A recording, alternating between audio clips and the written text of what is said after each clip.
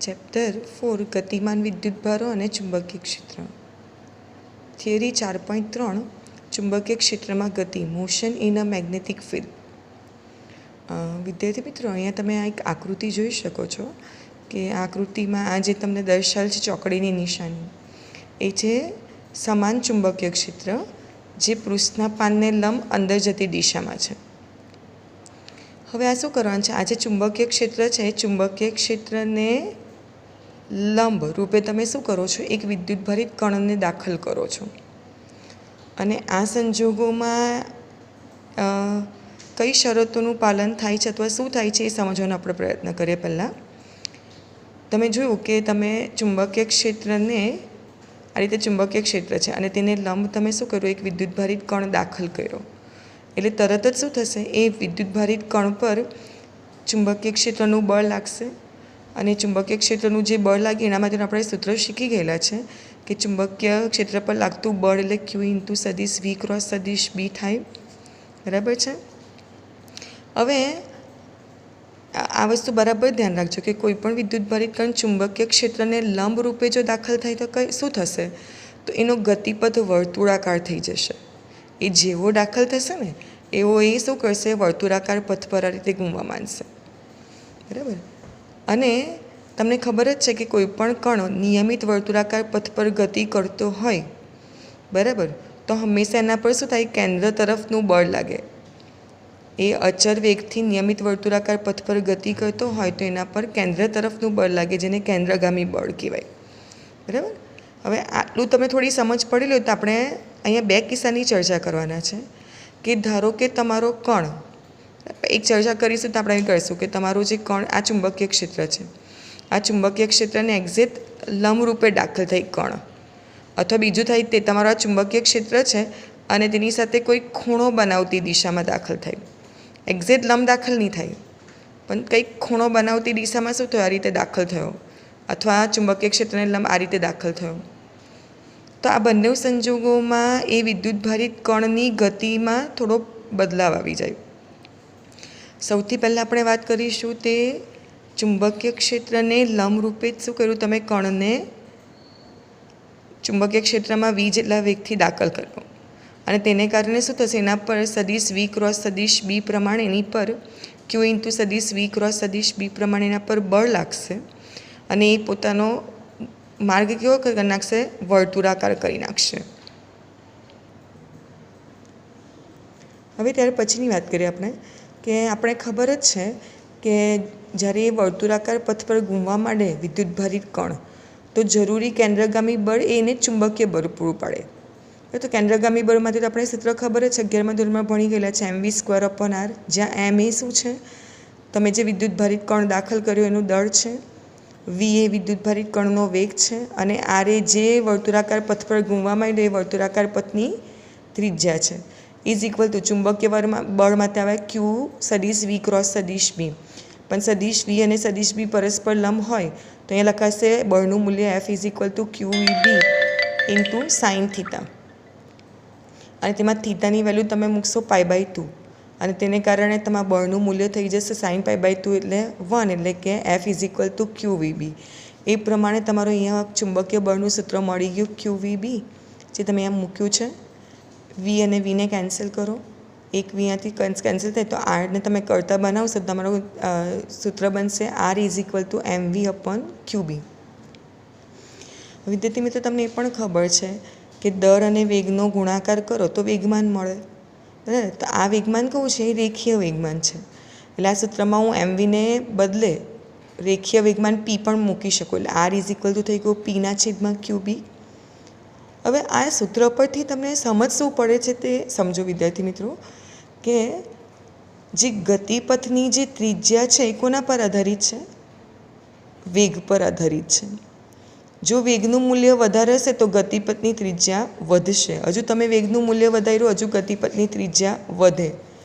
એટલે વેગ વધે એટલે વેગમાન વધે અને વેગમાન વધે એટલે ગતિપથની ત્રિજ્યા વધે. ઓકે, હવે આગળ વાત કરીએ. જ્યારે કોઈ કણ વર્તુળાકાર પથ પર ગતિ કરે, ગોળ ગોળ ઘૂમે, એટલે તમે એમ કહી શકો કે ત્યાં એની ચાક ગતિ પણ થઈ રહેલી છે. તો તો રેખીય ગતિ અને ચાક ગતિમાં તમે જો વેગનો સંબંધ મેળવો તો આ આપણે ચાક ગતિના ચેપ્ટરમાં શીખેલા છે v is equal to r into omega.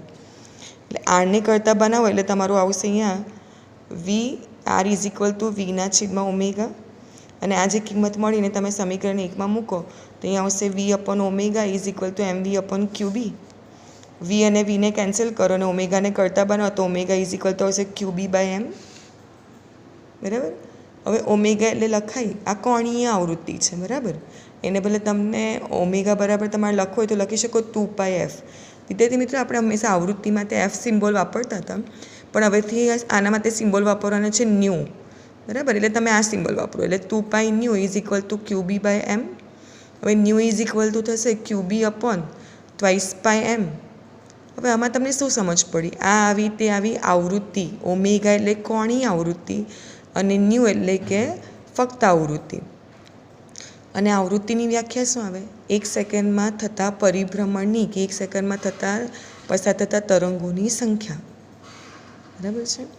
હવે જો આગળની આપણે વાત કરીએ કે તમે આવૃત્તિ અને આવર્તકાર વચ્ચેનો સંબંધ શું, તો આનું વ્યસ્ત કરી નાખો એટલે કે t is equal to twice pi m upon q B. બરાબર. હવે સમજવાનો પ્રયત્ન કરો. જો તમને આવર્તકારથી પરફેક્ટ સમજ પડશે કે તમે અહીંયા શું શીખા, વેગ વધશે તો કણની શું થશે, કણ જો ઓછો વેગ હોય તો કણ આ રીતે ગતિ કરે, પણ વધારે વેગ સાથે એન્ટ્રી કરેલી હોય તો એનો ગતિપથની ત્રિજ્યા વધે. હજુ વધારે વેગથી એને ગતિ કરેલી તો હજુ એની ગતિપથની ત્રિજ્યા વધે. બરાબર છે. પણ અહીંયા શું થઈ ગયું, ક્યુબી અપન ટ્વાઇસ પાય એમ છે ને, તો અહીંયા તમને એટલો ખ્યાલ આવી ગયો કે અહીંયા જે આવૃત્તિ છે અથવા આવર્તકાર છે, તમે જે રીતે બોલવા માંગો તે વેગ પર આધારિત નથી. કારણ કે અહીંયા કશે તમને વેગ દેખાતો જ નથી, એટલે કે એ વેગમાન પર આધારિત નથી. એટલે સમજો કે એક વેગ સાથે કણે આ ગતિપથની ત્રિજ્યા બનાવી, એટલે વેગ વધ્યો એટલે શું થશે, ગતિપથની ત્રિજ્યા વધી. વેગ વધ્યો, ગતિપથની ત્રિજ્યા વધી. વેગ વધ્યો, ગતિપથની ત્રિજ્યા વધી. પણ એની સામે શું થશે, જો કે અહીંયા જે આ ગતિપથ પર કણ ગતિ કરતો હતો, બરાબર, તો એને આપેલા બિંદુ પર એક પરિભ્રમણ પૂર્ણ કરીને આપેલા બિંદુ સુધી આવવા માટે લાગતો સમય એટલે આવર્તકાર કહેવાય. તો એના આવર્તકારમાં કોઈ ફેરફાર થવાનો, સમજ પડે છે વિદ્યાર્થી મિત્રો? એના આવર્તકારમાં હવે તમે વેગમાં વધારો પણ કર્યો તો ગતિપથની ત્રિજ્યા વધી જશે. વેગમાં વધારો કર્યો, ગતિપથની ત્રિજ્યા વધી જશે, પણ એ વેગના વધારાને કારણે એને એક પરિભ્રમણ પૂર્ણ કરવા માટે લાગતો સમય નહીં બદલાય. જો પહેલે પણ એનો આ જેટલો સમય લેતો હોય ને એ સ્પીડ વધારી દેશે, પણ આપેલા કણ પર આવવા માટે લાગતો સમય તો એને એટલો ને એટલો જ લાગશે. એટલે કે આ આવર્તકાર અને આવૃત્તિ એટલે સમય એક સરખો લાગે ને એટલે આવૃત્તિ પણ બદલાય નહીં. મારી વાતમાં સમજ પડે છે? પરફેક્ટ સમજજો કે વેગ વધારશો તો ગતિપથની ત્રિજ્યા શું થશે, વધી જશે. વેગ વધારશો તો પહેલે ગતિપથ આ હોય તો તમે વેગ વધારો તો ગતિપથનો ત્રિજ્યા વધી જાય. વેગ વધારો, ગતિપથની ત્રિજ્યા વધી જાય. પણ ધારો કે કોઈ કણ આ ગતિપથ પર જેટલા સમયમાં ગતિ કરે ને એટલા જ સમયમાં અહીંયા પણ ગતિ કરે, આપેલા બિંદુ સુધી લાવવા માટે લાગતો સમયનો સેમ જ રહે. આ કેમ પોસિબલ બને કે અહીંયા એનો વેગ ઓછો હોય પણ અહીંયા એ વધારે ઝડપથી ગતિ કરે, અહીંયા એ વધારે ઝડપથી ગતિ કરે, એટલે એ પોતાના ગતિપથની ત્રિજ્યા વધારે તો વેગ વધારી કાઢે છે, અને તેને કારણે એને આપેલા બિંદુ એક પરિભ્રમણ કરીને આપેલા બિંદુ સુધી લાવવા માટે સમય એકનો એક જ રહે છે. એટલે કે આવર્તકાર નહીં બદલાય અને આવૃત્તિ બદલાય નહીં. એટલે આપણે આવી રીતે સમજવાનું છે જો કે વિદ્યુતભારિત કણનો આવૃત્તિ છે એના વેગમાન પર એટલે કે એના વેગ પર આધારિત નથી. બરાબર. અને આ નિયમનો તમે ઉપયોગ કરવાના છો સાયક્લોટ્રોનની રચનામાં. સાયક્લોટ્રોન શું છે, એ કેવી રીતે કામ કરે છે, એ આના પછીની થિયરી છે, એ આપણે પાછળથી ભણીશું. બરાબર. અત્યારે આપણે બેઝિક જે સિદ્ધાંતની વાત કરવાના છે તે કરી દઈએ. ઓકે. ત્યાર પછીની વાત કરીએ કે અત્યારે તમારો કણ કેવો હતો, ચુંબકીય ક્ષેત્રમાં લંબ રૂપે ગતિ કરતો હતો. બરાબર. પણ તમારો કણ ધારો કે આ ચુંબકીય ક્ષેત્ર છે એને લંબ રૂપે નહીં પણ થોડો આમ થઈ જાય. બરાબર. આ રીતે ગતિ કરી જાય. હવે એને આવી રીતે દર્શાવ્યું છે જો એટલે તમને વધારે ક્લિયર થાય. આ ચુંબકીય ક્ષેત્ર મેં આ લાઈન પર લઈ લીધું, આ રીતે ચુંબકીય ક્ષેત્ર છે.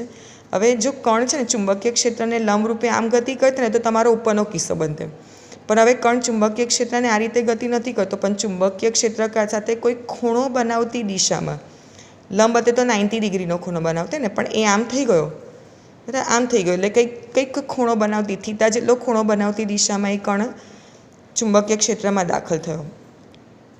તો આ સંજોગોમાં શું થશે, તમારો ઉપરના કિસ્સામાં તમારે થોડો ઘણો ફેરફાર કરવો પડે, બરાબર. કારણ કે કણની જે ગતિપથ છે તે કયા પ્રકારનો થશે એની ચર્ચા કરીએ. સૌથી પહેલાં જો આ વેગે થીટા ખૂણો બનાવ્યો, એટલે કે વેગના તમારે બે ઘટક પાડવા પડે. આ ચુંબકીય ક્ષેત્રને લંબ ઘટક અને ચુંબકીય ક્ષેત્રને સમાંતર ઘટક, બરાબર. આવા બંને વેગના જે બંને ઘટકો છે ને તે અલગ અલગ રીતે કામ કરશે પેલા વિદ્યુતભાર પર. ઓકે, જે વેગને લંબ ઘટક છે, બરાબર. તો આપણે આગળ જોઈ ગયા કે ધારો કે જે વેગનો લંબ ચુંબકીય ક્ષેત્રને લંબ એવો વેગનો ઘટક હોય તે શું કરે, એ કણને શું કરે, આ રીતે વર્તુળાકાર પથ પર ગુમાવે, બરાબર. એટલે જે વેગનો જે બરાબર ચુંબકીય ક્ષેત્રને લંબ ઘટક છે એ શું કરશે, જેવો કણ આમાં દાખલ થયો આ રીતે, તો એને વર્તુળાકાર પથ પર ગુમાવવાનું કામ કોણ કરશે, આ વેગનો ચુંબકીય ક્ષેત્રને લંબ ઘટક. પણ તેની સાથે જ આ વેગનો ચુંબકીય ક્ષેત્રને સમાંતર ઘટક છે ને, તો આપણે એવું શીખેલા છે કે કોઈપણ કણને તમે ચુંબકીય ક્ષેત્રને સમાંતર દાખલ કરો તો એ એના પર કોઈપણ પ્રકારનું ચુંબકીય ક્ષેત્રનું બળ ઉત્પન્ન કરતો નથી. પણ હા, એ ચુંબકીય ક્ષેત્રમાં શું કરે, આ રીતે ગતિ પોતાની ચાલુ રાખે. તો હવે કણ પાસે બે ગતિ થઈ ગઈ. ચુંબકીય ક્ષેત્રને લંબ એવા વેગના લંબ ઘટકને કારણે શું થશે, એ આ રીતે ગોળ ગોળ પણ ઘૂમી રહેલો છે, અને સમાંતર ઘટકને કારણે આ રીતે આગળ પણ વધી રહેલો છે કણ. એટલે શું થઈ જશે, હવે કણ આ રીતે પણ ગતિ કરશે અને સાથે સાથે ચુંબકીય ક્ષેત્રની દિશામાં પણ આગળ વધશે, અને તેને પરિણામે શું થઈ જશે, આ જે કણ છે એ કણનો ગતિપથ થઈ જશે સર્પિલાકાર, એટલે કે હેલિકલ, બરાબર. હવે ત્યાર પછીની વાત કરીએ, જો કે આ રીતે જો એ ચુંબકીય ક્ષેત્રને સમાંતર આ રીતે હેલિકલ ગતિ કરતો હોય, બરાબર, તો એને એક પરિભ્રમણ ધારો કે પૂર્ણ કર્યું, અહીંયાથી એ આગળ ધપી ગયો પણ આટલું એને એક પરિભ્રમણ પૂર્ણ કર્યું, તો એના હેલિકલ માર્ગમાં ચુંબકીય ક્ષેત્રને સમાંતર એ જે અંતર કાપે ને એક પરિભ્રમણ દરમિયાન, અહીંયાથી લઈને અહીંયા સુધીનું આ એક પરિભ્રમણ દરમિયાન એ ચુંબકીય ક્ષેત્રને સમાંતર જે અંતર કાપે એને કહેવાય પેચ, બરાબર. એટલે પેચ એ એક પ્રકારનું અંતર જ છે, એટલે કે પેચ પી બરાબર થશે વેગ ગુણ્યા સમય. હવે આ અંતર કોને કારણે કપાય છે, તો વેગના સમાંતર ઘટકને કારણે. લખવાનું વી સમાંતર અને એક પરિભ્રમણ પૂર્ણ કરવા માટે લાગતો સમય, એટલે આવર્તકાળ ટી. હવે આપણે આવૃત્તિનું સૂત્ર મેળવેલ છે, આવૃત્તિ બરાબર QB અપન ટ્વાઇસ પાય એમ. આવૃત્તિ અને આવર્તકાળ વચ્ચેનો સંબંધ છે, એ લોકો વ્યસ્ત ચલન ધરાવે, એટલે 1/T = ફરીથી લખી આપણે QB અપન ટ્વાઇસ પાય એમ. વ્યસ્ત કરો એટલે T = આવશે ટ્વાઇસ પાય એમ અપન QB, બરાબર. તો આપણે બે વસ્તુ લખીએ, જો વી સમાંતર ઘટક એટલે કયો, વી કોસ થીટા, અને સાથે લખીએ ટીની વેલ્યુ ટ્વાઇસ પાય એમ અપન QB, એટલે તમારો જવાબ થઈ જશે ટ્વાઇસ પાય એમ વી ઇન્ટુ કોસ થીટા અપન QB. તો આ જે મળ્યું તે એક પરિભ્રમણ દરમિયાન ચુંબકીય ક્ષેત્રને સમાંતર પહેલાં વિદ્યુતભારિત કણે કાપેલું અંતર.